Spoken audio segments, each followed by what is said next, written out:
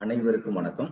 இந்த அமர்வுல நம்ம யூடியூப்ல இன்றைக்கு மிக முக்கியமான, அதாவது கிளைமேட்டிக் கண்டிஷனால ஏற்பட்டிருக்கின்ற வெப்ப அலை என்று சொல்லக்கூடிய, அதனால் வரக்கூடிய தாக்கங்கள் என்ன, அது தொடர்புடைய விழிப்புணர்வு எப்படி இருக்கணும், அதுக்கு அரசு நமக்கு அறிவுறுத்தக்கூடிய வழிமுறைகள் என்ன, அதை பற்றியான ஒரு விழிப்புணர்வை தெரிந்து கொள்வதற்கான ஒரு பதிவாகத்தான் இந்த பதிவு இருக்கின்றது. கோவிட்-19 பெருந்தொற்று காலத்தில் மக்களுடைய நடைமுறை வாழ்க்கையில சில விதிமுறைகள் கொடுத்தாங்க. எப்படி அவங்க அவங்களுடைய அன்றாட வாழ்க்கையில எப்படி அவங்க வெளியில வரும்போது எப்படி இருக்கணும், பாதுகாப்போட எப்படி இருக்கணும் அப்படின்றது. அது மாதிரிக்கு இன்னைக்கு அரசு குறிப்பாக திறந்த வெளியில வேலை பார்க்கக்கூடிய தொழிலாளர்களாக இருக்கட்டும், இல்ல இந்த ஹீட் ஓரியன்ட் இருக்கக்கூடிய நிறுவனங்களை வேலை பார்க்கக்கூடியவங்களா இருக்கட்டும், அவங்களுக்கான ஒரு வரையறை, அதாவது தொழிலாளர்களுக்கான வரையறை அப்படின்ற ஒரு இந்த நேரத்துலதான் அவங்க பணிபுரியணும், அவங்களுக்கு அந்த தொழில் நிறுவனத்துல எந்த விதமான பாதுகாப்பு அவங்களுக்கு கொடுக்கணும் அப்படின்ற அடிப்படையில இன்னைக்கு அரசே அதற்கான நடைமுறைகளை வெளியிட்டு இருக்காங்க. ஆனா கோவிட்-19 என்று சொல்லக்கூடிய அந்த பெருந்தொற்று காலத்தில் நமக்கு நோய் வெளிப்படையா தெரிஞ்சிச்சு. அதனால பல மக்கள் இறந்தாங்க. ஆனா அதனால நம்மளுக்கு விழிப்புணர்வு ரொம்ப அதிகமா இருந்துச்சு. ஒவ்வொருத்தவங்களும் காசியஸா இருந்தாங்க. ஆனா இந்த வெப்ப அலை என்று சொல்லக்கூடிய இது மிகப்பெரிய இறப்பு வரை கொண்டு செல்லக்கூடிய ஒரு மிக கொடிய நிலை அப்படின்னு கூட நம்ம இதை எடுத்துக்கலாம். அதனால மக்கள் விழிப்புணர்வோடு இருந்தா இதை நம்ம இந்த நோயிலிருந்து, இந்த நோய் கிடையாது இது, ஆக்சுவலா இதனுடைய தாக்கத்திலிருந்து நம்மளால விடுபடும். இதுல 3 ஸ்டேஜ் இருக்கு.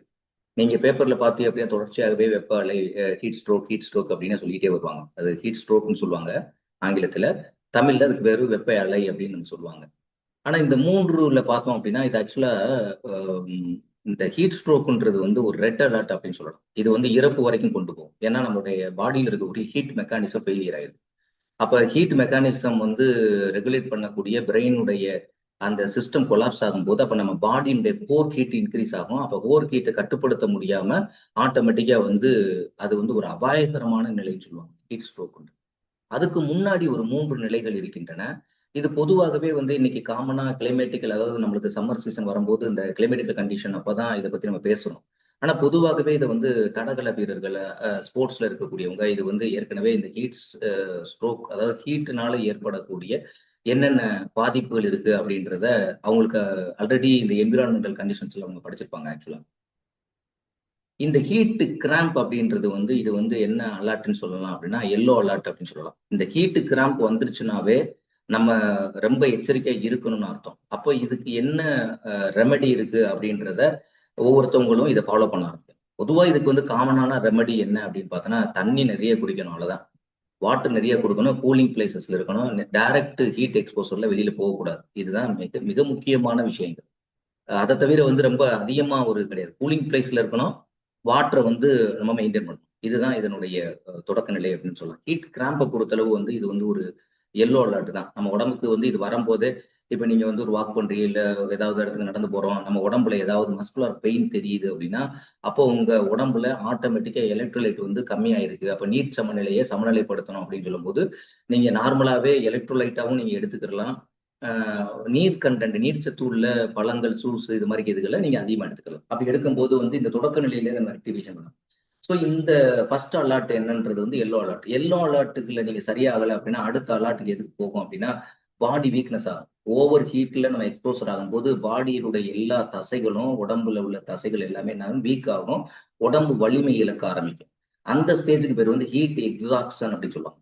ஹீட் எக்ஸாக்ஷன் ஸ்டேஜ் அப்படின்றது ஒரு ஆரஞ்சு அலர்ட் அப்படின்னு வச்சுக்கலாம். ஸோ இந்த அலர்ட் அப்போ நீங்க இது கூட ஒரு மெடிக்கல் எமர்ஜென்சி சொல்லலாம். நம்ம வீட்டுல சாதாரணமா நிழல்ல பொதுவா ஒரு ஹீட் இல்லாத, இப்போ ஒரு ஏசி இருக்கு அப்படின்னா அந்த ஏசியில நம்ம இருக்கலாம். அந்த மாதிரி இடங்கள்ல ஒரு கூலிங் பிளேசஸ் கொண்டு போய் அவங்கள ரிசீவ் பண்ண முடியும். ஒரு ஆஸ்பத்திரிக்கு கொண்டு போற கேர் ஸ்டேஜ் கிடையாது இந்த ஸ்டேஜ் பொறுத்து, இந்த 2 அலர்ட்டை பொறுத்தளவு. ஃபைனல் ஸ்டேஜ்னு சொல்லுவாங்க. அந்த ஃபைனல் ஸ்டேஜ் என்ன அப்படின்னு பார்த்தோம் அப்படின்னா, அதுதான் ஹீட் ஸ்ட்ரோக்னு சொல்லக்கூடிய ஒரு ஸ்டேஜ். இந்த ஹீட் ஸ்ட்ரோக்ல என்ன நடக்கும் அப்படின்னு பார்த்தோம்னா, ஹீட் ஸ்ட்ரோக்ல தான் அவங்க என்ன நடக்க போகுது அப்படின்னு பார்த்தோம் அப்படின்னா, ஹீட் மெக்கானிசமே ஃபெயிலியர் ஆகும். அப்போ பாடியினுடைய டெம்பரேச்சர் கோர் டெம்பரேச்சர் 40 டிகிரிக்கு மேல போக ஆரம்பிச்சு, 40 டிகிரிக்கு மேல உங்களுக்கு கோர் ஹீட் போக ஆரம்பிச்சு, 40 டிகிரிக்கு மேல போயிருச்சு அப்படின்னாவே அப்போ அந்த டயத்துல வரக்கூடியதான் ஹீட் ஸ்ட்ரோக்கு. இது நீங்க நிறைய பேர் சம்மர்ல நீங்க ரியலைஸ் பண்ணிருப்பீங்க. ரிலேட்டிவ் நடந்து போனாங்க, ஆனா வந்து அவங்க இறந்து போயிட்டாங்க அப்படின்னு சொல்லுவாங்க. ஆனா ஒரு காலத்துல பார்த்தோம் அப்படின்னா குடை அப்படின்றது வந்து 2 காலத்துல தான் யூஸ் பண்ணுவாங்க. ஒண்ணு மழைக்காலம், இன்னொன்னு வெயில் காலம். ஆனா மழைக்காலத்துல அதிகமா குடை வச்சிருப்பாங்க எல்லாருமே. ஏன்னா நனைஞ்சிடக்கூடாது அப்படின்றது ரொம்ப அவேர்னஸா இருப்பாங்க. இந்த வெயில் காலத்துல எல்லாம் குடைகள் வெளியே எடுத்துட்டு போறதுக்கு வந்து ஏதோ அதை எடுத்துட்டு போனா நம்ம ஆதி காலத்து மனிதர் நம்மளை நினைக்கிறாங்க அப்படின்னு நினைக்கிறாங்க. குடை என்ன அப்படின்னா டைரக்டா ஹீட் நம்ம உடம்புல படக்கூடாது. ஏன்னா இன்னைக்கு வந்து டெம்பரேச்சர்ஸ் வந்து 117 டிகிரி இந்தியாவுல ஒரு மாநிலத்துல பதிவாயிருக்கு. இந்தியாவுல இருக்கக்கூடிய ஒரு மாநிலத்துல 117 டிகிரி பதிவாயிருக்கு. கோடை வாஸ்தலங்கள் என்று சொல்லக்கூடிய மிக முக்கியமான கோடை வாஸ்தலங்கள்லாம் பார்த்தோன்னா 80 டிகிரிக்கு மேல பதிவாயிருக்கு. அப்ப இது எதை சொல்லுது? என்டையரா வந்து 5 டிகிரியில இருந்து 7 டிகிரி வரைக்கும் நார்மலா இருக்கக்கூடிய ஹீட்டை விட செல்சியஸ் கூடுது. அது அதிகமான ஹீட் வந்து வர ஆரம்பிச்சிருக்கு. அப்ப இந்த பாதிப்பு வந்து என்ன அப்படின்னா, என்டையரா வந்து உலக அளவிலே இந்த பாதிப்பு இருக்கு. அதுக்கு வெப்பமயமாக்கல் காரணம், சூழ்நிலை, என்விரான்மென்டல். இன்னைக்கு நம்ம பயன்படுத்தக்கூடிய ஏசியே இப்ப நம்ம வந்து இந்த சம்மர் சீசன்ல பார்த்தோம்னா, ஏசி விளம்பரங்கள் அதிகமா பண்ணுவாங்க. எல்லார் வீட்லயும் ஏசி இருக்கு மாட்டுவோம். ஆனா, இந்த ஏசியில வரக்கூடிய சில வாயுக்கள் கூட இந்த இந்த கிரீனஸ் எஃபெக்ட்டுக்கான ஒரு காரணமாவும் இருக்கு. அதன் மூலமாகவும் உங்களுக்கு வந்து இந்த கோர் ஹீட் கூடுவதற்கும் ஒரு காரணம். சூழ்நிலை சிதைவு அடைவதற்கான ஒரு காரணமாக இருக்கிறது. அப்ப இந்த ஹீட் ஸ்ட்ரோக் அப்படின்றது பாடியினுடைய டெம்பரேச்சர் மோர் தென் 40 டிகிரிக்கு மேல போகும்போது தான் இது வரும். இப்ப இது வந்து ஒரு சிவியர் ஸ்டேஜ் அப்படி சொல்லலாம். இது வந்து ரெட் அலர்ட் சிச்சுவேஷன். இந்த ரெட் அலர்ட்ல வந்து நீங்க வந்து இம்மீடியட்டா அவங்கள வந்து மெடிக்கல் கேருக்கு கொண்டு போகணும். வாட்டர் நல்லா குடுக்கணும். நிழல்ல வச்சிருக்கணும். அவங்கள இம்மீடியட்டா நீங்க டாக்டர்ட்ட கொண்டு போயிரணும். ஏன்னா ஹீட் ஸ்ட்ரோக் வந்துருச்சு அப்படின்னாவே இது வந்து சிவியர் கண்டிஷன் அப்படின்னு சொல்லலாம். ரெட் அலர்ட் கண்டிஷன் அப்படின்னு சொல்லியாச்சு. ஸோ அப்ப இம்மீடியட்டா அவங்கள வந்து நம்ம வந்து என்ன கொண்டு போகணும் அப்படின்னா மெடிக்கல் எமர்ஜென்சி நம்ம கொண்டு போக சொல்லிட்டாங்க. ஸோ அந்த மாதிரியான ஒரு நடைமுறை தான் இன்னைக்கு வந்து அரசு மருத்துவமனைகளுமே 24 மணி நேரமே இந்த வெப்ப அலையின் தாக்கத்துல வரக்கூடியவங்கள பாதுகாப்பதற்காக ஒவ்வொரு மருத்துவமனைகளுமே இது போன்ற ஏற்பாடுகளை முன்னேற்பாடுகளை அரசே செய்திருக்காங்க.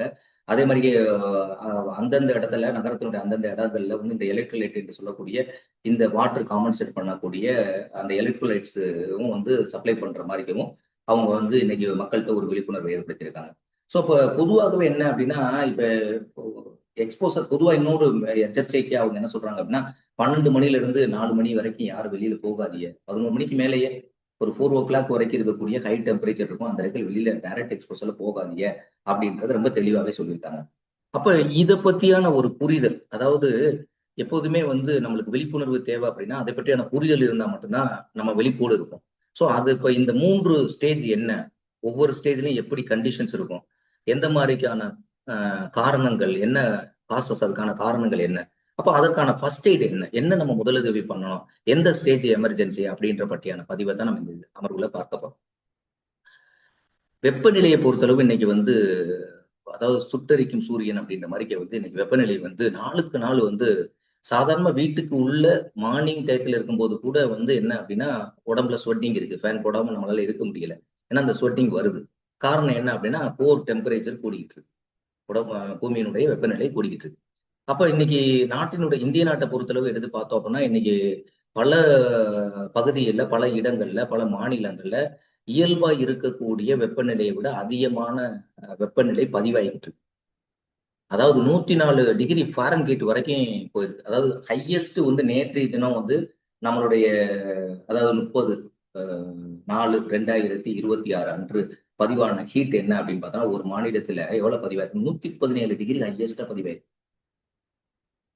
இதுக்கு முந்தைய நாள் பார்த்தோம் அப்படின்னா தமிழ்நாட்டுல பார்த்தோம்னா 3 இடங்கள்ல சதம் அடிச்சிருக்கு.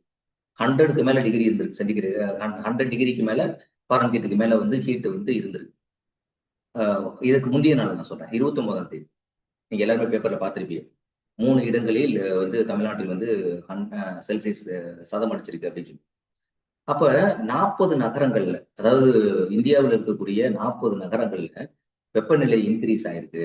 எவ்வளவு எவ்வளவு இன்கிரீஸ்ல இருந்திருக்கு அப்படின்னா 104 டிகிரி ஃபாரன்ஹீட் வரைக்கும் போயிருக்கு அப்படின்றது. இது வந்து தென் தமிழகம் மட்டும் கிடையாது. வட இந்தியாவிலையும் பெரும்பான்மையான வட இந்தியாவில நான் சொல்றேன் 117 டிகிரி பதிவாயிருக்கு. 117 டிகிரி பதிவாயிருக்கு. அப்ப வட இந்தியா மற்றும் தமிழகத்துல பல இடங்கள்ல வெப்ப அலை அப்படின்றதனுடைய தாக்கம் வந்து ரொம்ப அதிகமா இருக்கு. அப்ப வெப்ப அலை வந்து ஹீட் வேவ்னு சொல்றாங்க இத. ஆங்கிலத்துல வந்து தமிழ்ல வெப்ப அலைன்னு சொல்றாங்க, ஹீட் வேவ்னு சொல்றாங்க. இது எவ்வளவு டிகிரி நார்மலா இயல்பா எவ்வளவு இருக்கணுமோ அந்த இப்ப இந்த காலகட்டம் அப்படின்னு வச்சுங்களேன், இவ்வளவு டிகிரியில இருக்கணும், இவ்வளவு சென்டிகிரேட்ல இருக்கணும், இவ்வளவு பாரா டிகிரியில இருக்கணும் அப்படின்னு ஒரு கால்குலேஷன் இருக்கு அப்படின்னு வச்சுங்களேன். அப்ப 4.5 டிகிரி சென்டிகிரேட்ல இருந்து 6.4 டிகிரி சென்டிகிரேட் அந்தந்த நகரங்கள்ல என்ன வெப்பநிலை இருக்கணுமோ அதோட இயல்பு நிலையை விட அப்ப 6.4 வரைக்கும் 7 வரைக்கும் கூட கூடியிருக்கு. அதனால அதிகமானதுனாலதான் இந்த வெப்ப அலை உருவாயிருக்கு அப்படின்னு சொல்றாங்க. அப்ப வந்து இந்திய வானிலை மையம் என்ன சொல்றாங்க அப்படின்னு பார்த்தோன்னா, பல மாநிலங்களுக்கு எச்சரிக்கை விடுத்திருக்காங்க. அதாவது நான் சொன்னேன் தொடக்கத்துல, மழையிலிருந்து கூட நம்ம தப்பிச்சிடலாம். ஆனா ஹீட்ல இருந்து தப்பிக்கவே முடியாது. இது எதிர்பாரா விதமா அதனுடைய விழிப்புணர்வு இல்லாதனால நிறைய பேரு இறக்கக்கூடிய ஒரு சூழல் உருவாகுது. அதனால ரொம்ப ரொம்ப விழிப்பா இருக்கணும். யாரெல்லாம் ரொம்ப விழிப்பா இருக்கணும் அப்படின்றத நான் இந்த பதிவினுடைய பின்னாடி சொல்றேன். குழந்தைகள் எப்படி இருக்கணும், ஹார்ட் ப்ராப்ளம் உள்ளவங்க ரொம்ப எச்சரிக்கையா இருக்கணும் இந்த டயத்துல. ஸோ அந்த மாதிரி சில காசஸ் இருக்கு. அதை நான் என்னன்ற சொல்றேன். ஃபர்ஸ்ட் நீங்க வந்து இந்த 3ஐ அண்டர்ஸ்டாண்ட் பண்ணீங்க. ஃபர்ஸ்ட் சொல்லக்கூடியது வந்து எல்லோ அலர்ட் அப்படின்னு நம்ம சொன்னேன். ஹீட் கிராம்ப் அப்படின்னு சொல்லுவாங்க.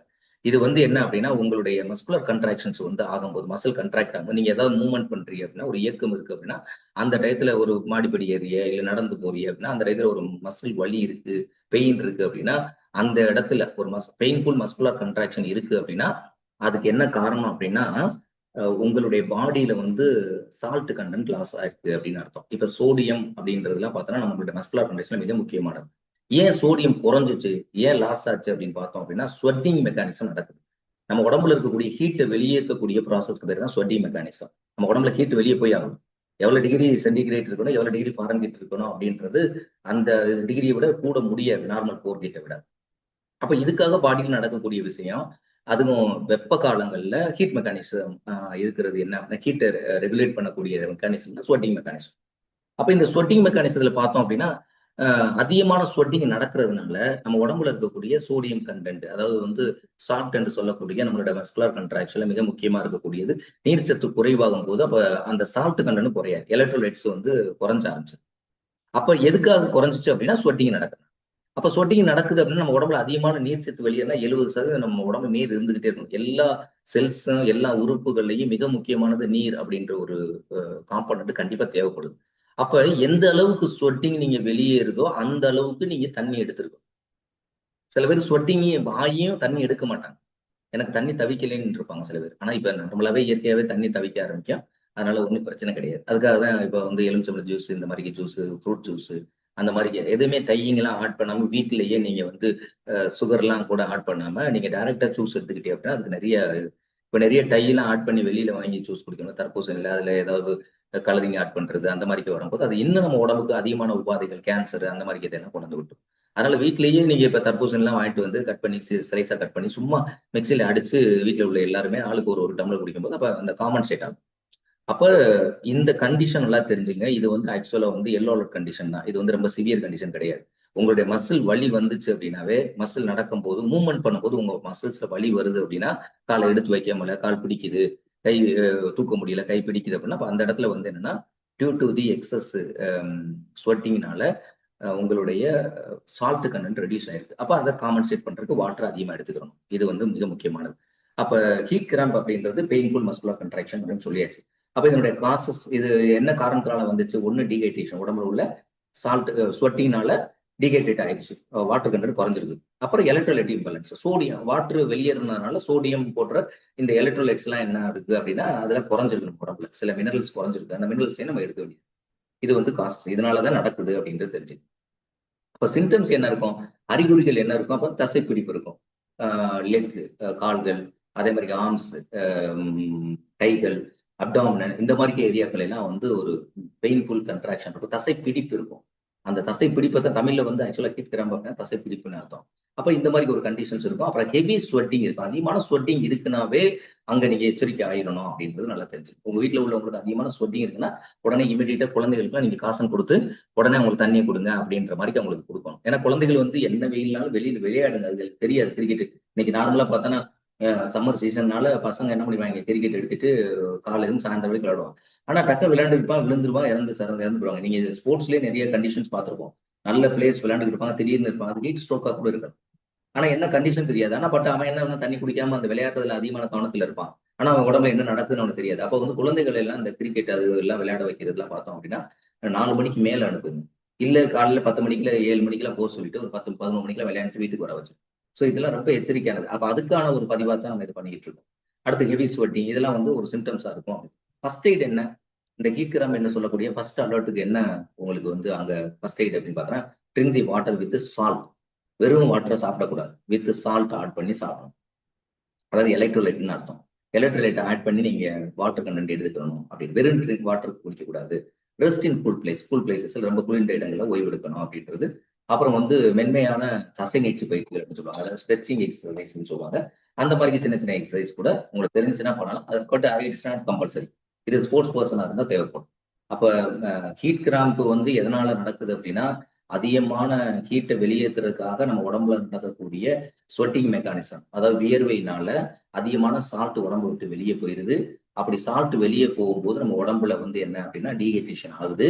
அப்படி டீஹைட்ரேஷன் ஆகும்போது அதுக்கு தேவையான வாட்டர் ஃப்ளூயிட் நம்ம எடுத்தாகணும். வாட்டர் ஃப்ளூயிட் எடுத்துட்டு நல்ல ரெஸ்ட் எடுத்துட்டோம் அப்படின்னா இந்த ஹீட் கிராம்ப் என்று சொல்லக்கூடிய ஃபர்ஸ்ட் ஸ்டேஜ், அதாவது ஹீட்னால எக்ஸ்போசர் ஆகக்கூடிய ஃபர்ஸ்ட் பிரச்சனை, அதாவது எல்லோ அலர்ட், இதுல இருந்து நம்ம தப்பிச்சிடலாம். அடுத்து பார்த்தோம் அப்படின்னா ஹீட் எக்ஸாஷன், இது அடுத்த ஸ்டேஜ். இது வந்து ஆரஞ்சு அலர்ட் அப்படின்னு சொல்லுவோம். இந்த ஆரஞ்சு அலர்ட் எப்படின்னா ரொம்ப எச்சரிக்கையா இருக்கு. இதுவும் வந்து செகண்ட் ஸ்டேஜுக்கு வந்துட்டோம். ஆரஞ்சு அலர்ட்டை பொறுத்தளவு என்ன அப்படின்னா, தொடர்ச்சியா நீங்க வந்து இப்ப முதல் ஸ்டேஜ் இருக்கக்கூடிய இந்த ஹீட் கிராம்ப்னால தொடர்ச்சியா ஹீட் எக்ஸ்போசர் இருக்கிறோம் அப்படின்னா, அப்ப அந்த கண்டிஷன்ஸ்ல என்ன ஆகும் அப்படின்னா, நம்ம அதீத வெப்பம் நம்ம உடம்புல இருக்கிறதுனால என்ன ஆகும் அப்படின்னா உடல் பலவீனம். அதாவது என்ன சொல்றாங்க அப்படின்னா, இதுக்கு பேர் என்ன டெஃபினேஷன், ஹீட் எக்ஸாஷனுக்கு என்ன டெஃபினேஷன் கொடுக்குறாங்க அப்படின்னா, conditions caused by the excessive heat. இதனுடைய கண்டிஷன் எதனால வந்துச்சு, காரணம் என்ன அப்படின்னா எக்ஸசிவ் ஹீட் அண்ட் டீஹைட்ரேஷன். தொடர்ந்து ஹீட் கிராம்ப் இருக்குது, அப்பவே நம்ம உடம்புல சால்ட் வெளியேறிச்சு, ஸ்வெட்டிங் ஆகிட்டே இருக்கு, டீஹைட்ரேஷன் இருக்கு. இந்த ஸ்டேஜை நம்ம காம்பன்சேட் பண்ணாம தொடர்ச்சியா இருந்தோம்னு வச்சுங்களேன், so leading to the body weakness. சில பேர்லாம் பார்த்தோன்னா என்னன்னே காரணம் தெரியாது, ஆனால் வெயில் காலத்துல பார்த்தோன்னா அதிகமாக அவங்களால வேலை பார்க்க முடியாது. காரணம் என்ன அப்படின்னா அவங்களுக்கு ஹீட் எக்ஸாஷன் இருக்குன்னு அர்த்தம். அப்ப அதீத வெப்பம் வந்து மற்றும் உடலில் உள்ள நீர்ச்சத்துக்கள் குறைபாடு ஏற்படுகின்ற பொழுது ஒரு ஸ்டேஜுக்கு அது வருது உடம்பு. அந்த ஸ்டேஜ் என்ன அப்படின்னு பார்த்தா உடல் வந்து பலவீனம் அடையும். அப்ப இந்த பலவீனம் அடையக்கூடியது வந்து செகண்ட் ஸ்டேஜ். இதுக்கு வந்து பேர் என்ன அப்படின்னா ஆரஞ்சு அலர்ட் அப்படின்னு நம்ம எடுத்துக்கலாம். அப்ப இதனுடைய காசஸ் அப்படின்னு பார்த்தோம் அப்படின்னா, அதாவது எதுக்காக இது வந்துச்சு, prolonged exposure to high temperature and insufficient fluid intake. அதாவது நீண்ட நெடிய நேரம் வந்து ப்ரொலாங்டு எக்ஸ்போசர் ஹீட்ல இருக்குது. ப்ரொலாங்டுனா நீண்ட நேரம் அதிக வெப்பநிலையில நேரடியாக டைரக்டா நம்ம உடம்புல வெப்பம் படும். அதாவது கொடை எடையெல்லாம் எடுத்துட்டு போயிருக்க மாட்டோம், நம்ம வந்து வேலை செஞ்சுட்டு இருப்போம். இப்போ குறிப்பா உதாரணத்துக்கு சொன்னோம் அப்படின்னா, இப்ப வந்து பெரியவங்களை எல்லாம் பொதுவாக வெளியில அனுப்பாதீங்க. ஹார்ட் பிரச்சனை இருக்கவங்கள வெளியில அனுப்பாதீங்க. குழந்தைகளை வெளியில விளையாட அனுப்பாதீங்க. ஏன்னா குழந்தைகள்லாம் வெளியில போய் விளையாடுது அப்படின்னா அதுக்கு தெரியாது ஹை டெம்பரேச்சர் எக்ஸ்போசர்ல உள்ள இருக்கான். 100 டிகிரி செல்சியஸ் அவன் உடம்புல பட்டுக்கிட்டே இருக்கு அப்படின்னா இந்த 100 டிகிரி செல்சியஸ் நம்ம உடம்புல பாடியினுடைய கரெக்டான கோர் டெம்பரேச்சரை மெயின்டைன் பண்ணக்கூடியதுக்காக அந்த 98 பாயிண்ட் சம்திங் அதை மெயின்டைன் பண்ணி ஆகணும். அப்ப அதுக்காக என்ன பண்ணோம் அப்படின்னா ஹீட் மெக்கானிசம் ஒர்க் ஆகும். ஒரு டயத்துக்கு மேல அதாவது ஒர்க் பண்ண முடியாது. அப்போ அந்த ஸ்வெட்டிங் மெக்கானிசம் நடக்காது. அப்போ வந்து ஹீட் ஸ்ட்ரோக் வரும். அப்ப இதனுடைய சிம்டம்ஸ் அப்படின்னு நீங்க எடுத்து பார்த்தீங்க அப்படின்னா இதுக்கு காரணமே என்ன, நீண்ட நேரம் அதிக வெப்பநிலையில இருக்கிறோம். ஆனா வெப்பநிலையில் இருக்கும்போது நீங்க தண்ணி எடுத்துக்கிட்டா கூட ஓரளவுக்கு காம்பன்சேட் ஆகிட்டே இருக்கும், எலக்ட்ரோலைட்ஸ் எடுத்துக்கிட்டே இருந்தா பிரச்சனை கிடையாது. அப்ப இது வந்து ஒரு பிரச்சனைக்குரிய பிரச்சனை கிடையாது. அப்ப நீண்ட நேரம் நீங்க எக்ஸ்போசல் இருந்தா கூட டைரக்டா வெயில் படாம பாத்துங்க, குடைய வச்சுங்க, உங்க மேல ஏதாவது ஒரு இது பாதுகாப்பு வச்சுக்கோங்க. அதே மாதிரிக்கு வந்து இது வந்து ரொம்ப செகண்ட் வந்து தண்ணி சாப்பிட்டுட்டே இருங்க. சொட்டிங் ஆகிட்டே இருக்கா தண்ணி குடிச்சிட்டே இருக்கு. ஒரு தடவை சொட்டிங் ஆச்சா தண்ணி குடிங்க. கூல் பிளேசஸ் கொஞ்சம் நேரத்தில் மெயின்டைன் பண்ணிட்டே இருக்கு. அதுவே போதுமானது. அப்ப இதுக்கு என்ன சிம்டம்ஸ் அப்படின்னா ஹெவி ஸ்வெட்டிங் இருக்கும், அதிகப்படியான ஸ்வெட்டிங் இருக்கு, வீக்னஸ், பாடி வீக்னஸ் ஆயிடும், மசில்ஸ் எல்லாம் வீக்னஸ் ஆகும், டிசினஸ் இருக்கும், அதாவது தலைச்சுற்றல். டிசினஸ் அப்படின்றது வந்து தலைச்சுற்றல் இருக்கும், நாசியா வாமிட்டிங் இருக்கும், குமட்டல் மாதிரி வந்துட்டே இருக்கும், வாமிட் வர்ற மாதிரியே அந்த இது இருக்கும். அப்புறம் ஹெட்ஏக் தலைவலி வரும். அப்ப இது வந்து என்ன அப்படின்னு பார்த்தோம்னா அதே மாதிரிக்கே வந்து தோல் எல்லாம் பார்த்தோம்னா ஒரு பேல் எல்லோ கலர் வெளிரிய நேரத்தில் தோல்லாம் தெரியும். இதெல்லாம் வந்து சிம்டம்ஸ் ஃபார் ஹீட் எக்ஸாஷன். அதிக நேரத்துல நீங்க ஹீட்ல இருக்கிறதுனால வரக்கூடிய ஒரு கண்டிஷன்ஸ். அப்ப இதுக்கான ஃபர்ஸ்ட் எய்ட் என்னங்க அப்படின்னு நீங்க பாத்தீங்க அப்படின்னா, முதல்ல இவரை வந்து என்னன்னா ஹீட் எக்ஸ்போசர்ல நீண்ட இருக்காரு. அப்ப அதை விட்டு ஒரு கூலிங் பிளேஸ் கொண்டு போகணும், அவ்வளவுதான் ஃபர்ஸ்ட் திங். அங்க பக்கத்துல உங்களுக்கு ஏசி ரூம் இருக்கா, இல்ல இப்ப மரங்கள்லாம் குறைவா தான் இருக்காங்க அங்க வந்து ரோட்ல எல்லாம் மரங்கள் கிடையாது. ஒன்னும் மரத்துல கொண்டு கூலிங் பிளேஸ்ல வைக்கலாம். நல்ல மரம் அடர்த்தியா இருக்கக்கூடிய இடங்கள்ல ஒன்று அந்த கூலிங் இருக்கும், மெயின்டைன் ஆகிட்டு. இல்லை அப்படின்னா ஒரு கூலிங் பிளேஸ்ல அவங்க கொண்டு போயிடணும். அதே மாதிரி இன்னொன்று என்ன கூடுதலா என்ன பண்ணலாம் அப்படின்னு பார்த்தோன்னா ஐஸ் பக்கத்துல ஏதாவது பாக்கெட் கிடைச்சிச்சு அப்படின்னா, இப்ப ஒரு கூலிங் பிளேஸ் உங்களுக்கு கிடைக்கல, அதாவது ஒரு சின்ன மரம் தான் கிடைச்சிருக்கு, அந்த மரம் சில மரங்கள் வெப்பத்தை உமிழ்ந்தும், அந்த மாதிரி மரங்கள்லாம் இருக்கு. இப்போ வாகை மரம்லாம் பார்த்தோன்னா போய் உட்கார்ந்தாலும் வெயில் அது ஹீட் இருக்கும். வேப்ப மரம்னா நல்லா கூலிங் இருக்கும், புங்க மரம்னா நல்லா கூலிங் இருக்கும். அப்ப இந்த மாதிரி மரத்துக்கிட்ட போய் உட்கார்ந்து இருந்தா கூட என்ன பண்ணலாம்னா நீங்க கூடுதலா என்னன்னா உடம்பு கிட்ட குறைக்கிறதுக்காக ஐஸ் ஏதாவது கட்டிகள் கிடைச்சிச்சு அப்படின்னா அதை எடுத்து ஒரு பாக்கெட்ல டைரக்டா அப்ளை பண்ணாது, அந்த மாதிரி ஒரு டைரக்டா எடுத்து அது மாதிரிக்கே வந்து மிக கால் அந்த மாதிரி இடங்கள்ல கொஞ்சம் இந்த இதை வைக்கும்போது உடம்பு ஹீட் இது கொஞ்சம் அப்சர்வேஷன் பண்ணிக்கிறோம். அது தொடக்கத்துல கொஞ்சம் பாதுகாப்புக்காக சொல்றது. சரியா? அது வரைக்கும் கூலா வச்சுக்கணும். அடுத்து வந்து பார்த்தோம் அப்படின்னா ஃப்ளூயிட் அதிகமான ஓஆர்எஸ். இப்போ ஓஆர்எஸ் கவர்மெண்ட் சொல்லிட்டாங்க. இந்த ஓஆர்எஸ் பொறுத்தளவு எல்லா இடங்களுமே பொது இடங்களை வைங்க. அவங்க வந்து மக்கள் பயன்படுத்திக்கிட்டோம். எலக்ட்ரோலைட் இருக்கக்கூடியது அதை அப்படியே அப்படியே வாட்டர்ல எடுத்து போட்டு கலந்துட்டு நம்ம மாட்டுக்கு குடிச்சுக்கலாம். அந்த மாதிரிக்கு வந்து ஃப்ளூயிட் அதிகமா எடுத்துங்க. கிளாத்தஸ் எல்லாம் அவங்களுக்கு என்ன பண்ணணும் அப்படின்னா அதிகமான எக்ஸ்போசர்னால ரொம்ப டைட் கிளாத் தான் இப்போ குழந்தைகள் எல்லாம் போடுறாங்க. அப்ப அந்த கிளாத்தை வந்து கொஞ்சம் தளர்வடைய வைக்கிற மாதிரியே வந்து அவங்களுடைய உடைகளை கொஞ்சம் தளர்த்தி விடுற மாதிரி லூசனிங் பண்ணி விடுற மாதிரி இருக்கணும். ஸோ ரெஸ்ட்ல இருக்கணும். அப்படி இருந்தாங்க அப்படின்னா இந்த பிரச்சனை கிடையாது. அப்ப இதனுடைய இது மெயின் என்ன, பாடி வீக்னஸ் ஆகுது. ஏன் வீக்னஸ் ஆச்சு? அதிகமான கீட்ல இருந்தோம், ஆனா தண்ணி எடுத்துக்கிறவே இல்லை. அப்ப இதனுடைய சிம்டம்ஸ், மெயினான சிம்டம்ஸ் வந்து அதிகமான ஸ்வெட்டிங் இருக்குன்னு சொல்லிட்டாங்க. டிசீனஸ், தரை சுற்று இருக்கும் அப்படின்றத சொல்லிட்டாங்க. ஃபர்ஸ்ட் இதை பொறுத்தல கூல் பிளேஸ் பிளஸ் ப்ளீடு எடுத்துக்கணும். இது வந்து செகண்ட் ஸ்டேஜ் அப்படின்னு சொல்லக்கூடிய. அடுத்து ஃபைனல் ஸ்டேஜ் அப்படின்னு பார்த்தோன்னா இதுக்கு பேர் தான் ஹீட் ஸ்ட்ரோக்னு சொல்றாங்க. இதுதான் வந்து மெடிக்கல் எமர்ஜென்சி. இது வந்து டெத் நடக்கிறதுக்கு வாய்ப்பு இருக்கு. எங்க ஊர்ல எல்லாம் ஒருத்தவங்க வந்து பார்த்தோன்னா சம்மர் சீஸ்ல பார்த்தோன்னா ஏதோ கல்யாணத்துக்கு போயிட்டு இருந்தான்னு சொன்னாங்க. போயிட்டு வந்து வீட்டுல வந்தாங்க. வந்துகிட்டே இருக்கும்போது ரோட்டு வந்து திடீர்னு மயக்கத்தை கீழே விடுவாங்க, இறந்து போயிடுவாங்க. நீங்க கூட்டிட்டு போனீங்கன்னா ஆல்ரெடி டெத் ஆயிட்டாங்கன்னு சொல்லுவாங்க. காரணம் என்ன? இது வந்து மெயினா வந்து ஹீட் ஸ்ட்ரோக். இதை தெரிஞ்சுக்கணும், விழிப்புணர்வு வேணும் நமக்கு. அப்ப இது வந்து மெடிக்கல் எமர்ஜென்சி. இது வந்து சிச்சுவேஷன் வந்து ரெட் அலர்ட் அப்படின்னு வச்சு ஒவ்வொரு அலர்ட்டுக்கு ஒரு இது இருக்கு. அது இது red alert. Severe conditions where the body temperature rise above the 40 degree Celsius. 40 degree Celsius மேல எப்போ உடல்நிலை கூடும் and body fail to cool itself. அப்படின்னா கூலிங் மெக்கானிசம் நம்ம உடம்புல நடக்குது ஸ்வெட்டிங். அப்ப ஸ்வெட்டிங்ன்ற மெக்கானிசம் நடக்க முடியாது. நம்ம உடம்பு கூல் பண்றது எது? உடம்புல உள்ள அதிகமான ஹீட்டை ஸ்வெட்டிங் மூலமா தான் உடம்பு கூல் ஆகும். வாசோ டிலேஷன், வாசோ கன்ஸ்ட்ரக்ஷன் ப்ராசஸ்ன்னு சொல்லுவாங்க. ரெண்டு விதமான ப்ராசஸ். வாசோ கன்ஸ்ட்ரக்ஷன்ன்றது வந்து கூலிங் பிளேஸ்ன்றது ஒரு ப்ராசஸ் நம்ம உடம்புல. வாசோடிலேஷன் அப்படின்றது நம்ம உடம்புல மேல இருக்கக்கூடிய சர்ஃபேஸ்ல இருக்கக்கூடிய எல்லா பிளட் வெசல்ஸும் ஓப்பன் பண்ணி உடம்புல உள்ள ஹீட்டை வெளியேற்ற. வாசோடிலேஷனா டைலூட் ஆகும். எல்லாம் நல்ல ரத்த குழாய்கள் விரிஞ்சு கொண்டாந்து ஸ்வெட்டிங் மூலமா ஹீட்டை வெளியேற்றும். இது வந்து வாசோடிலேஷன் ப்ராசஸ். இது வந்து வாசோடிலேஷன் ப்ராசஸ் சொல்லுவாங்க. இது வந்து ஹீட் டயத்துல நடக்கக்கூடிய ஒரு விஷயம். அப்ப இது வந்து இதனுடைய காஸ் அப்படின்னு நீங்க எடுத்து பார்த்தீங்கன்னு வச்சுக்கோங்களேன், prolonged heat exposure and intense physical activity. இது வந்து பொதுவா அதிகமா என்ன அப்படின்னா, நீங்க ப்ரொலாங்டு எக்ஸ்போசர்ல இருக்கீங்க, மூணுமே ஹீட் இருக்கிறது தான். மூணுடைய கண்டிஷனுமே அதே தான். ஆனா வாட்டர் ஃபிலிட் கரெக்டா எடுத்துக்கிட்டே வரணும். இந்த கண்டிஷன்ஸ் வந்து உங்க ப்ரொலாங்டு இப்ப நீங்க ஸ்போர்ட்ஸ் மேன் ரியலைஸ் பண்ணுவான்னு சொன்னீங்களா, இன்டென்ஸ் பிசிக்கல் ஆக்டிவிட்டி. அப்ப இந்த இடத்துல என்ன அப்படின்னா ஸ்போர்ட்ஸ் மேனை விட்டுருங்க. இப்போ வந்து ஒரு கொத்தனார் இருக்காரு, ஒரு சித்தாள் வேலை பாக்குறாங்க அப்படின்னு வச்சுக்கோங்களேன். இவங்க வந்து என்ன பண்ணுவாங்க அப்படின்னா ப்ரொலாங்டு ஹீட்ல இருப்பாங்க. ஒரு நல்ல ஒரு வெப்ப ஒர்க்ல ஒர்க் பண்ணக்கூடியவங்க. இப்போ எக்ஸாம்பிள் பார்த்தோன்னா ஒரு டீ மாஸ்டர் இருக்காரு, இல்ல ஒரு ஹோட்டல்ல ஒரு மாஸ்டர் இருக்காரு. அது வந்து இப்போ பார்த்தோன்னா ஹோட்டல்லாம் பார்த்தோன்னா நிறைய ஹோட்டல்ஸ் வந்து அடிக்கடி அங்கங்க ரோட்ல போட்டு வச்சுருக்காங்க. அதை செட்டு தான் போடும். ஏற்கனவே பிளாஸ்டிக் உள்ள ஹீட்டை வாங்கிவிடும். இவர் அந்த ஹீட்டுக்கு பக்கத்தில் இருப்பார். அப்ப இவர் ரெண்டு விஷயம் இருக்கு. இவர் வந்து ஒரு பிசிக்கல் ஆக்டிவிட்டி பண்ணிட்டு இருக்காரு.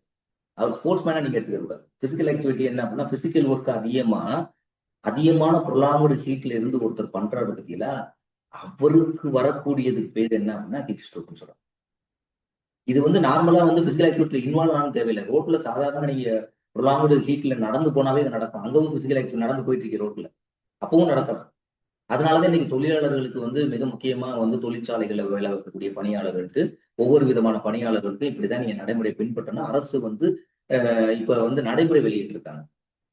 மத்திய அரசும் சரி, மாநில அரசும் இந்த நடைமுறைகளை நீங்க பின்பற்றுங்கன்ற நடைமுறை எதுக்காக சொல்லியிருக்காங்க அப்படின்னா, அப்ப அவங்களுக்கு பிரச்சனை அதிகமா இருக்கு. பிசிக்கல் ஒர்க் பண்றவங்க, அந்த பிசிக்கல் ஒர்க் பண்றவங்க குறிப்பா வந்து எக்ஸ்போசர் ஹீட்ல பண்ணக்கூடியவங்களுக்கு பிரச்சனை, ஹீட் ஸ்ட்ரோக் வருவதற்கு வாய்ப்பு இருக்கு, இறப்பு ஏற்படுவதற்கான வாய்ப்புகள் அதிகமா இருக்கு அப்படின்னா, அப்ப அந்த நேரத்துல நம்ம வந்து இதை கொடுக்கணும் அப்படின்றத சொல்லிட்டாங்க. இதனுடைய சிம்டம்ஸ் என்ன? ஹை பாடி டெம்பரேச்சர் சொல்லிட்டாங்க. 40 டிகிரி செல்சியஸ் போயிடுச்சு.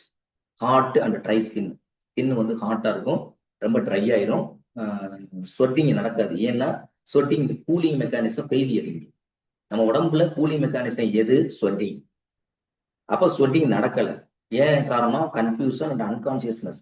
இது வந்து பிரெயின்ல வந்து ஒரு ஒரு ஹீட் மெக்கானிசத்தை கண்ட்ரோல் பண்ணிட்டே இருக்குது. ஒரு குறிப்பிட்ட ஹீட்டுக்கு மேல போகும்போது நம்மளுடைய பிரெயின்ல இருக்கக்கூடிய ஹீட்டை ரெகுலேட் பண்ணக்கூடிய அந்த சிஸ்டம் என்ன ஆயிருது அப்படின்னா ஃபெயிலியர் ஆயிடுது. தெர்மோ ரெகுலேஷன் பண்ணக்கூடிய அந்த சிஸ்டம் என்ன ஆயிடுது அப்படின்னா அதுவே கன்ஃபியூஸ் ஆயிடுது, அது அன்கான்சியஸ் ஆயிடுது. ஒரு ஒரு குறிப்பிட்ட நேரத்துக்கு மேல ஒருத்தவங்க ஒர்க் பண்ண எப்படி டயர்ட் ஆகும், அது மாதிரி பிரெயின்ல இருக்கக்கூடிய அந்த குறிப்பிட்ட சைட்டேஷன், ஹீட் ரெகுலேஷன் சைட்டேஷன்ல வந்து பிரெயின்ல பார்த்தோம் அப்படின்னா அது வந்து ஹைப்போதாலமஸ்ல பார்த்தோம் அப்படின்னா அந்த ரீஜியன்ல இருக்கக்கூடிய அதனுடைய ஃபெயில், அதால முடியல, அதால அன்கான்சியஸ் ஆயிடுது. அதுக்கு வந்து கன்ஃபியூஷன் ஏற்படும். அப்போ உடம்பு ஹீட்டு கூடிக்கிட்டே இருக்கு. ஸ்வெட்டிங் நடக்கல என்ன ஆகும், உடம்பு ஹீட்டு கூடிக்கிட்டே இருக்கு. அப்போ டைத்துக்கு மேல கூட்டு கீடாகும் போது அப்போ ரேபிட் பல்ஸ் ரேட், நம்ம பாடியில் இருக்கக்கூடிய பிசியலாஜி எல்லாமே இன்க்ரீஸ் ஆகும். பிளட் ப்ரெஷர் கூட ஆரம்பிச்சிடும், பல்ஸ் ரேட் ஹார்ட் ரேட் கூட ஆரம்பிச்சிடும். ஏன்னா ஹீட்டை கண்ட்ரோல் பண்ண முடியல. அப்போ ஒரு டயத்துல வந்து டெத், கடைசி ஸ்டேஜ் வந்து டெத். அப்ப இது ஃபர்ஸ்ட் எய்ட் என்ன, இமீடியட் மெடிக்கல் ஹெல்ப். இப்ப பாருங்க, இங்க ஏதாவது நீங்க வாட்டர் உங்களுக்கு கொடுத்துட்டே இருக்கணும், வாட்டர் கொடுக்கணும், கூலிங் பிளேஸ்ல வச்சு அவங்க இமீடியட்டா டாக்டர்கிட்ட கூட்டிட்டு ஃபர்ஸ்ட் அதான் டாக்டர் இங்கே வந்து டாக்டர் இந்த தேர்ட் ஸ்டேஜ் வந்துட்டாங்க அப்படின்னா, ரெட் அலர்ட் வந்துட்டோம் அப்படின்னா டாக்டர்கிட்ட கூட்டிட்டு போயே ஆகும். அப்ப cool the body, ice packs and cold waters. அவங்க உடம்புல கோல்டு வாட்டர், ஐஸ் பேக்ஸ் எல்லாம் வச்சு லைட்டா ஹீட் பண்ணிக்கலாம். வீட்டுல யாராவது பெரியவங்களா இருக்காங்க, அதிகமா ஹீட்ல பாதிக்கப்படுறாங்க அப்படின்னா, உங்க வீட்டுல இருக்கக்கூடிய ரெஃப்ரிஜரேட்டர்ல இருந்து கொஞ்சம் ஐஸ் பேக் எடுத்து சும்மா அவங்க உடம்புல அங்கங்க வேரியஸ் பார்ட்ல வந்து லெக், ஹேண்ட்ஸ் இதுல எல்லாம் பார்த்தோம்னா டைரக்டா ஹெட்ல எல்லாம் கொண்டு வைக்காதீங்க. ஸோ இந்த மாதிரி இடங்கள் எல்லாம் கொஞ்சம் லைட் அப்படியே அந்த ஒத்தடம் கொடுக்குறோம்னு சொல்லுவாங்க பத்தியில, அந்த மாதிரி ஐஸ் ஒத்துற மாதிரி கொடுத்தி அப்படின்னா உடம்பு உள்ள ஹீட்டு கொஞ்சம் குறையும், உங்களுக்கு அந்த பாடி கொஞ்சம் கூலிங் ஆகும். ஸோ இது அதிகமான ஹீட் இருக்கக்கூடிய ஏரியாக்கள்ல நீங்க பண்ணீங்க. ஸோ அந்த மாதிரி பகுதியில் பண்ணி அப்படின்னா ஈஸியா வந்து உடம்பு டெம்பரேச்சர்ஸ் நம்ம கொண்டு வந்துடலாம் அப்படின்னு. ஸோ இது மெடிக்கல் எமர்ஜென்சி கண்டிஷன் மோர் தென் 40 டிகிரி செல்சியஸ்க்கு போயிருச்சு. அதுக்கடுத்து வந்து இமீடியேட் வந்து கூலிங் கொடுத்து டாக்டர்கிட்ட எடுத்துட்டு போகணும் அப்படின்றதான் இது. அப்போ இதனுடைய ஜென்ரலானது உடல் பாதிப்பு அப்படின்றது நீர்ச்சத்து குறைவினால வரக்கூடியதுன்னு சொல்லிட்டோம். மயக்கம், தலைவலி, வாந்தி அதனுடைய சிம்டம்ஸா இருக்கும் அப்படின்னா, இதய துடிப்பு அதிகரிக்க ஆரம்பிச்சிடும், தோல் சிவக்கும், அதே மாதிரி உடல் வெப்பம் வந்து உயர ஆரம்பிச்சிடும். கடுமையாக இருந்தால் உயிரிழப்பு அபாயம் அப்படின்றது, டெத் அப்படின்றது நடக்கும் அப்படின்னு சொல்லியாச்சு 3ஆவது ஸ்டேஜ். அப்ப அதிக ஆபத்து உள்ளவங்க யார் அப்படின்னு பார்த்தோன்னா, இந்த பதிவு நான் சொல்றதே முக்கியமா என்ன அப்படின்னா, பெரியவங்க, ஹார்ட் அட்டாக் உள்ளவங்க, குழந்தைகள், இவங்களுக்கு. ஏன்னா குழந்தைகள் வந்து ஆர்வமா என்ன வெயில்லாம் சரி, இப்ப நம்ம குழந்தை பருவத்துல இருக்கும்போது பார்த்தோன்னா, இப்பதான் பெரியவங்களாகும் போது நமக்கு தெரியும். இப்ப நானும் சின்ன குழந்தைல பார்த்தோன்னா, அந்த சம்மர் சீசன்லாம் எனி டைம் விளையாட்டு தான். அந்த வீட்டுக்குள்ளே வர்றது கிடையாது. எப்போ சாப்பாடு டைம் அந்த டயத்தை, ஏன்னா ஸ்கூல் கிடையாது, இப்போ விடுமுறையில் வேற இருக்கும், ஏதாவது சுத்திக்கிட்டு இருக்கணும். அப்ப அப்படிதான் குழந்தை இருப்பாங்க. அப்ப குழந்தைகளுக்கு வந்து ரொம்ப காசியஸ் கொடுங்க. குழந்தைகளை 11 மணிக்கு மேல விட்டுவிட்டு வெளியே அனுப்பாதீங்க. அதே மாதிரி ஈவினிங் டயத்துல வந்து 4 o'clock மேல அவங்க விளையாட போறாங்க, இது பண்றாங்க, குழந்தைகளை அனுப்புங்க. அதனால இந்த டைமுக்குள்ள 11 மணிக்கு ஆக்டிவிட்டிஸ் எல்லாம் இருந்துச்சுன்னா குழந்தை வெளியில போய் விளையாடுறதுனா விளையாண்டு வர சொல்லி வீட்டுக்குள்ள வச்சுக்கணும். அடுத்து முதியவங்களுக்கு முக்கியமானது. முதியவங்க இதுல அதிகமா பாதிப்படுறோம். ஏன்னா ஆல்ரெடி முதியவங்களுடைய பாடி வந்து என்ன அப்படின்னா, நம்ம ஒரு அடல்ட்டுக்கு இருக்கக்கூடிய கண்டிஷன் அவங்களுக்கு கிடையாது. அப்ப ஏஜ்டு பீப்புள்ஸுக்கு வந்து உடம்பு பொதுவாகவே வீக்னஸ் இருக்கும். அப்ப அந்த டயத்துல அவங்களுக்கு இந்த ஹீட் ஸ்ட்ரோக்கோ இந்த மாதிரி கண்டிஷன்ஸ் அவங்களை வெளியில கொண்டு போய், இப்ப பொதுவாக பார்த்தா இந்த பெரியவங்க எல்லாம் பார்த்தோன்னா, வயசானவங்களை பார்த்தோன்னா இந்த வெள்ளரிக்கை எல்லாம் வைப்பாங்க. அவங்களாம் பார்த்தோன்னா அதிகமான ஹீட்ல, ஆனா அவங்க வெள்ளரிக்கை சாப்பிட மாட்டாங்க. ஆனா பட்டு கொடை பிடிச்சிட்டு உட்காந்து வியாபாரம் பண்ணுவாங்க. அவங்க எல்லாம் கொஞ்சம் எச்சரிக்கையா இருக்கணும் அப்படின்றது தெரிஞ்சுக்க. தண்ணி குடிச்சிட்டே இருக்க. நீங்க கொடையை பிடிச்சுங்க, டைரக்டா வெயில விடாதீங்க. ஒரு கொடைக்கு கீழே உட்காந்து ஒர்க் பண்ணுங்க, வேலை பாருங்க. அதே மாதிரி வந்து அப்பப்போ எந்திரிச்சு போய் கொஞ்சம் நேரம் நிழல், வியாபாரம் நடக்கலையா கொஞ்சம் நேரம் வெயில் நிழல்ல கட்டுறது கீழே போய் உட்காருங்க, தண்ணி குடிச்சிட்டே இருங்க, சரியாயிடும். அடுத்து வந்து உயர் ரத்த அழுத்தம், இதய நோய் உள்ளவர்கள் அதிகமா பிபி இருக்கு. ஏன்னா உடம்புடைய பிளட் ப்ரெஷர் கூடும், ஹார்ட் ரேட்டும் கூட ஆரம்பிக்கும்.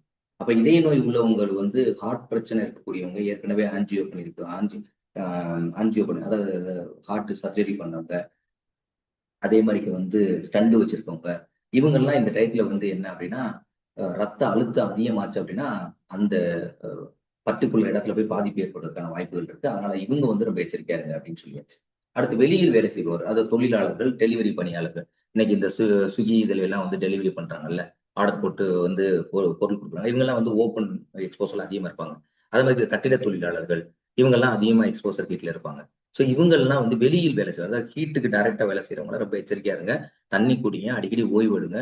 உங்களுக்குலாம் இப்போ வந்து நிறைய பேருக்கு தெரியாது. இப்போ அரசு வந்து உங்களுக்கு வந்து என்னன்னா, குறிப்பிட்ட இடங்கள்ல தொழிலாளர்கள் இந்த மாதிரி வேலை செய்யறவங்களுக்கான ஒரு ஓய்வு அறையில் வச்சிருக்கணும். அந்த ஓய்வு அறையில இவ்வளவு நேரம் அவங்களுக்கு ஓய்வு கொடுக்கணும் அப்படின்றலாம் சொல்லியிருக்காங்க. அதெல்லாம் நடைமுறையில நீங்களும் பின்பற்றுங்க. ஏன்னா உங்களை நம்பி உங்க குடும்பம் இருக்கு உங்களுக்கு பின்னாடி. நீங்க வந்து உங்களுடைய குடும்பத்தினுடைய அந்த இதை உணர்ந்து நீங்களும் ரொம்ப எச்சரிக்கையா இருங்க. அடுத்து பார்த்தோம் அப்படின்னா, குறிப்பா வந்து அரசு இப்போதைக்கு உங்களுக்கு பாதுகாப்பு நடவடிக்கை அப்படின்னு சொல்லும்போது, மதியம் 12 மணி, அதாவது 11 மணிக்கு வச்சுக்கோங்க. 11 மணில இருந்து 4 மணி வரைக்கும் வெளியில போக வேணாம் அப்படின்றது சொல்றாங்க. எல்லா இதுலயுமே அப்படிதான் கவர்மெண்ட் சொல்றது. 11 மணில இருந்து 4 மணி வரைக்கும் வெளியில போகக்கூடாது அப்படின்னு. இந்த நைலான் உடைகள், இந்த குழந்தைகள்லாம் சில இதெல்லாம் பார்த்தோன்னா நெல்லுன்னு இருக்கக்கூடிய உடைகள்லாம் இருக்கு பார்த்தீங்களா? அதாவது மிக்ஸ்டு இது மாதிரிக்கெல்லாம் இருக்கக்கூடிய ட்ரெஸ் எல்லாம் என்டையர் அவாய்ட் பண்ணும். நம்மளுக்கு வந்து பருத்தி ஆடை தான். இந்தியாவிலே பருத்தி தான் விளையுது. நம்மளுக்கு வந்து இந்த ஜீன்ஸ் போடுறது, இந்த மாதிரி டைட்டானது போடுறது, அது இன்னும் வந்து குழந்தைகளுக்கு வந்து பிரச்சனை போடுவாங்க. அப்ப வந்து பருத்தி, அப்புறம் தளர்வான உடைகள், ரொம்ப டைட்டா போடாத உடைகள்லாம் நம்ம போடணும் அப்படின்னு சொல்றாங்க. குறிப்பா வந்து இப்போ வந்து ஒரு ஒரு ஃபேஷனே இருக்குது. நீங்க பாத்தீங்கன்னா அதிகமா பசங்க காலேஜ் பசங்களோ, ஸ்கூல் பசங்களோ செட்டு சட்டைன்னு போட்டு வருவாங்க. ஒரு 10 பேர் சேர்ந்து ஒரே மாதிரி சட்டை போட்டுருவாங்க, திருமண வீட்டுல எல்லாம் போட்டிருப்பாங்க. அதுல என்னமோ தெரியல, இப்ப இந்த கருப்பு நிற உடை அப்படின்றத ஒரு உடைய வந்து ஒரு ஒரு காலத்துல யாராவது கருப்பு சட்டை போட்டு வந்தாங்கன்னா வீட்டுக்கு போயிருவாங்க. போயிட்டு ஐயோ எதிர்த்தாப்புல ஒரு கருப்பு வந்துருச்சு அப்படின்னு கருப்பு இது வந்து. இப்ப பார்த்தோன்னா நிறைய பேர் வந்து இப்ப இடையில சமீபத்துல எல்லாம் பார்த்தோன்னா இந்த பெங்களூர் இதுக்கெல்லாம் போயிட்டு வந்தேன். அப்ப போதெல்லாம் பார்த்தோன்னா தலையை விரிச்சு போட்டு தான் பெண்களே வெளியில வர்றாங்க. தலையை விரிச்சு போட்டு வந்தாவே நம்மளுக்கு அது சகுனம் நினைப்போம். அது ஃப்ரீ ஹேர் அதுக்கு பேர். அது வந்து இன்னைக்கு இருக்கக்கூடிய கண்டிஷன், நம்ம அதை பத்தி பேச வரல. அது தப்பா ரைட்டான்றத பத்தி நான் சொல்ல வரல. இந்த ஃப்ரீ கேர்ள் அப்படின்றத அப்படியே ஹேர்ஸ் அப்படி சும்மா அப்படி தொங்க விட்டுட்டு போயிருப்பாங்க. ஐயோ வீட்டுல கிராமத்துல என்ன சொல்லுவாங்க, தலைவரி கோலத்தோட வந்துட்டா இன்னைக்கு போக்காடி காரியம் என்ன ஆக போகுதோ, அந்த வீட்டுல ஏதாவது ஒண்ணு நடந்தா கூட அந்த கடைசியில அந்த கடைசி வரைக்கும் அந்த அந்த யார் தலை விரிச்சு போட்டு வந்தாலும் அவர் திட்டிக்கிட்டே இருப்பாங்க. சோ அந்த மாதிரி ஒரு கண்டிஷன்லாம் இருக்கு. அப்ப கருப்பு நிற உடைகள் அப்படின்றது வந்து என்ன அப்படின்னா, எதுக்காக கருப்பு நிற உடைகள் அணியக்கூடாதுன்னு சொல்றாங்க அப்படின்னா, சில கலர்லாம் என்ன ஆகும் அப்படின்னா ஹீட்டை ரிஃப்ளெக்ட் பண்ணும். அதாவது ஹீட் உள்ள வரும்போது ரிஃப்ளெக்ஷன் கொடுக்கும். ஆனா கருப்பு என்ன பண்ணும் அப்படின்னா, அந்த ஹீட்டை உள்ள வாங்கி வச்சுக்கிட்டு, உள்ள வந்து ஹீட் அப்படியே மெயின்டைன் பண்ணிட்டே உள்ள ஹீட்டை அதை வாங்கி உள்ள அப்சர்வ் பண்ணிக்கும். அப்போ அப்சர்வ் பண்ணி அந்த சட்டை வச்சுக்கிற போது அந்த கருப்பு கலர்ல உடைகள்லாம் என்ன ஆகும் அப்படின்னா, அப்போ உடம்பு இன்னும் கூடுதல் ஹீட் இருக்கும். அதனாலதான் இந்த கருப்பு நிற உடைகள்லாம் அணியாதீங்க அப்படின்னு சொல்றாங்க. ஆனா இன்னைக்கு பசங்க எல்லாமே இன்னைக்கு கருப்பு நிற உடை போட்டு தான் போறாங்க. அது எதுக்காக என்னன்னே தெரியல. இந்த கருப்பு நிற உடை அப்படின்றது க என்னன்னு தெரியல. சில சில பேரை பார்த்தோம்னா கருப்பு சட்டை போட்டுட்டு வர்றாங்க. அது ஏதாவது ஒரு துக்க காரியத்துக்கு போட்டு வருவாங்க. இல்ல ஒரு ஒரு ஏதாவது யாராவது எதிர்த்து தொழிலாளர்கள் போராட்டம் பண்றாங்க. இல்ல அரசு எதிர்த்து போராட்டம் பண்றாங்க அப்படின்னா, அந்த நேரங்கள்ல அவங்க கருப்பு உடை அணிஞ்சு வருவாங்க. கருப்பு பேச்சு அணிஞ்சு வருவாங்க. இது நார்மலானது. ஆனா பசங்களே அதிகமா கருப்பு உடைகள் தயவு செய்து வந்து இளைஞர்கள் தவிர்த்துக் கொள்ளுங்க இந்த நேரத்தில். கருப்பு நிற உடைகள் வந்து உங்களுடைய அதிகமான ஹீட்டை வந்து எக்ஸ்போசர் ஹீட்டை என்வரன்மெண்ட் ஹீட்டை வாங்கி வச்சுக்கணும். நீங்க வீட்டுக்குள்ளே போய் இருந்தீங்கனாலும் இந்த ஹீட் வந்து உள்ளே இருக்கும். அப்போ மெயின்டைன் ஆகிட்டே இருக்கும். உங்க உடம்பு ஹீட்டை கூட்டிக்கிட்டே இருக்கும். அப்ப ரொம்ப கூடும் உடம்புடைய ஹீட். அதனால அது மாதிரி குடை, தொப்பி, குளிர் கண்ணாடிகள். இன்னைக்கு வந்து கண்ணாடி எல்லாம் பார்த்தோம்னா குளிர் கண்ணாடிகள்லாம் இருக்குது. அது மாதிரி கூலிங் கிளாஸ் யூஸ் பண்ண தெரியல. அதனால நல்லா குவாலிட்டியானது வாங்கி யூஸ் பண்ணும். குவாலிட்டி இல்லாம ரோட்ல போட்டு 20 ரூபா, 30 ரூபா, 50 ரூபான்னு விற்பான். அதெல்லாம் வந்து கூலிங் கிளாஸ் கிடையாது. அது சும்மா கண்ணாடி.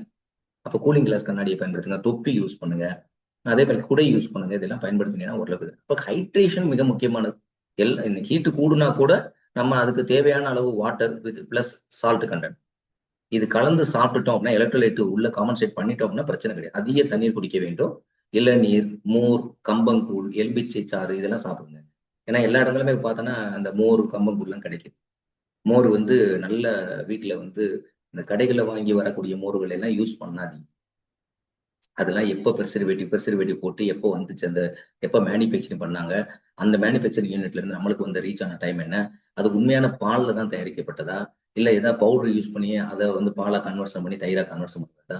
உங்க வீட்டுல வரக்கூடிய மாட்டுப்பால் உங்க வாசலுக்கு வரக்கூடிய அவங்ககிட்ட இருந்து பாலை வாங்கி நீங்களே உர ஊத்தி வைக்க வச்சுட்டு, நல்லா வந்து அதை காலையில எந்திரிச்சு நல்லா தண்ணி ஊத்தி பெருக்கி நேரடியா மோர் தயிர் சாப்பிடக்கூடாது. அத வந்து பெருக்கி சாப்பிடணும் அப்படின்னு சொல்றாங்க முன்னோர்கள்.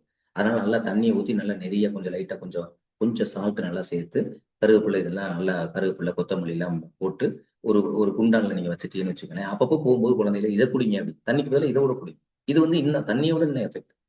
அதே மாதிரி எலுமிச்சம்பழம் சாறு கலந்து வச்சிடணும். அதனாலதான் இந்த சர்பத்து இதெல்லாம் இந்த சர்பத்துல சுகர் அதிகமா சேர்க்க வேணாம். பட் வெறும் சர்பத்தை ஒரு இதை கூட புழிஞ்சு விட்டு அதுல லைட்டா கொஞ்சோண்டு சாப்பிட்டு போட்டா இன்னும் வந்து எலக்ட்ரோலைட் வேகமா குயிக்கா ரெக்கவரி ஆகும்.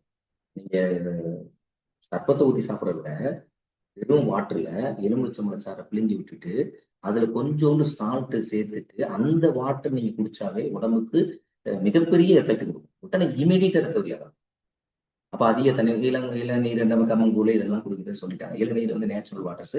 எக்காரணத்தை கொண்டும் இந்த பஜார்ல வரக்கூடிய சில கூல் ட்ரிங்க்ஸ் எல்லாம் வருது பார்த்தீங்களா? இதெல்லாம் எந்த வகையிலையும் எந்த விதமான பலனும் கிடையாது. அதாவது ஒரு காலத்துல வந்து இந்த பானங்கள்லாம் வரும்போது அந்த பானங்கள் நீங்க சாப்பிட்டது ரைட்டு. ஏன்னா அப்ப நம்மளுக்கு அறிவு விழிப்புணர்வு கிடையாது. ஏன்னா இதெல்லாம் வரும்போது டேஸ்டா இருக்கு அப்படின்னு சொல்லிட்டு குழந்தைகள் சாப்பிடுறாங்க. அதுவும் பார்த்தோன்னா சென்னையெல்லாம் பார்த்தோன்னா ஒரு இடங்கள்ல பார்த்தா கலர் ரெட் கலர்ல எல்லாம் இருக்கு. இதெல்லாம் பெரிய டையிங் ஆட் பண்றாங்க. டையிங் இண்டஸ்ட்ரீஸ்ல யூஸ் பண்ணக்கூடிய இது உடைகள் தயாரிக்கக்கூடிய இடங்கள், பிளாஸ்டிக் இண்டஸ்ட்ரியில யூஸ் பண்ணக்கூடிய டையிங் எல்லாம் ஒரு குறிப்பிட்ட ரேஞ்சில சில இடங்கள்ல மிஸ்யூஸ் பண்றாங்க. அந்த மாதிரிக்கெல்லாம் கருப்பு சிவப்பு கலர்ல ஒருத்தன் குடிச்சுட்டு இருக்கேன் அந்த கூல் ட்ரிங்க்ஸ். நல்ல டார்க் சிவப்பு கலர். அப்போ இந்த மேனுஃபேக்சரிங் யூனிட்ல அதிகப்படியான அந்த டைலாம் ஆட் ஆகும் போது என்ன ஆகும் அப்படின்னா கேன்சர் வருவதற்கான வாய்ப்புகள் இருக்கு. குழந்தைகளுக்கு என்ன வெளிக்கணும் தெரியல. ஏதோ கூல் ட்ரிங்க்ஸ் சாப்பிடுறது இதெல்லாம் வந்து எந்த விதமான ஒரு அதுல ஒண்ணுமே கிடையாது. அது gas plus sugar plus water அவ்வளவுதாங்க அதுல இருக்கு. அது வந்து நம்மளுடைய நாக்குக்கு டேஸ்ட் கொடுக்கறனால அதை நம்ம சாப்பிடுறோம். ஆனா நம்மளுக்கு இளநீர், நம்ம வீட்டுல தயாரிக்கக்கூடிய மோர், எலும்பிச்சம் சாறு, பானக்கம்னு சொல்லுவாங்க அந்த காலத்துல. கிராமத்துல பார்த்தோன்னா, அந்த சம்மர் சீசன்ல ஏதாவது ஒரு விழா நடந்துச்சு அப்படின்னா, அந்த கோயில் திருவிழால பானகம் குடுப்பாங்க. இதெல்லாம் அவ்வளவு சத்தான ஒரு பொருளு. ஆனா அதையெல்லாம் இன்னைக்கு நம்ம மறந்துட்டோம். புளிய கரைச்சு அதுல வந்து வெல்லக்கட்டி, கருப்பட்டிலாம் போட்டு ஒரு பானகம் செய்வாங்க. அது வந்து உடம்புக்கு நல்ல ஒரு இதுன்னு சொல்லலாம். அடுத்து ஓஆர்எஸ் உப்பு சர்க்கரை கரைசல்ன்னு சொல்லி இதுதான் இப்ப கவர்மெண்ட் அங்கங்க பொது இடங்கள்ல வைங்க, தேவைப்படுற இடங்கள்ல அப்படின்னு சொல்லிதான் ஓஆர்எஸ்ன்னு சொல்லுவாங்க. இதுக்கு பேர் வந்து உப்பு சர்க்கரை கரைசல். உப்பு, சர்க்கரை 2 கலந்த ஒரு கரைசலுக்கு பேர் தான் ஓஆர்எஸ். அடிக்கடி பேப்பர்ல ஓஆர்எஸ்ன்னு போடுறாங்களே, ஓஆர்எஸ்னா என்னன்னு தெரியும். நீங்களே வீட்ல கொஞ்சம் சர்க்கரை, கொஞ்சம் உப்பு, அத கலந்து தண்ணீல நல்லா கலந்து வச்சு குடிச்சாவே போதுமானது.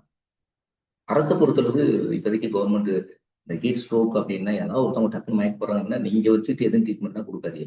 இம்மீடியேட்டா அவங்களுக்கு வந்து வாட்டர் கன்ன குடுக்க முடியும். குடிக்கிற ஸ்டேஜ்ல இருக்காங்கன்னா குடுங்க.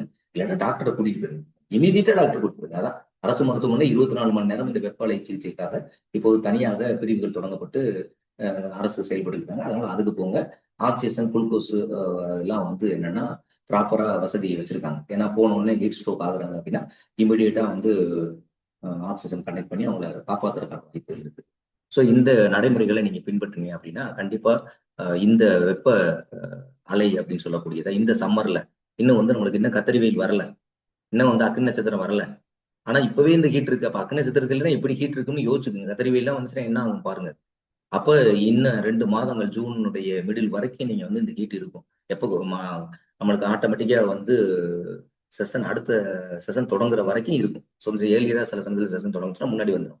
அப்ப கண்டிப்பா ஜூன் 15, 20 வரைக்கும் நமக்கு ஹீட் தாக்கம் இருந்துகிட்டே இருக்கும். அதனால வந்து ரொம்ப எச்சரிக்கையாக இந்த 2 மாதங்களும் இருக்க வேண்டும் என்று கூறி, இதோடு நான் இந்த பதிவை நிறைவு செய்து கொள்கிறேன்.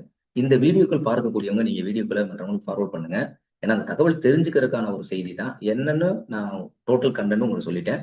அதே மாரி இத பயன்படுத்தி அ உங்களுடைய ஏதாவது பிரச்சனைகள் உங்களுக்கு தீர்ந்திருக்கு. இந்த மாரி ஹீட் கிராம்ப் வந்துச்சு, ஹீட் எக்ஸாஷன் வந்துச்சு, ஹீட் ஸ்ட்ரோக் வந்துச்சு. நாங்க இந்த மாரி இந்த நடைமுறைய பின்பற்றினோம் அப்படின்னா, கண்டிப்பா நம்மளுடைய YouTubeல அதுல பதிவு பண்ணுங்க. உங்களுடைய இதுல பதிவு பண்ணுங்க என்று கூறி, இந்த பதிவை நிறைவு செய்கிறேன். நன்றி, வணக்கம்.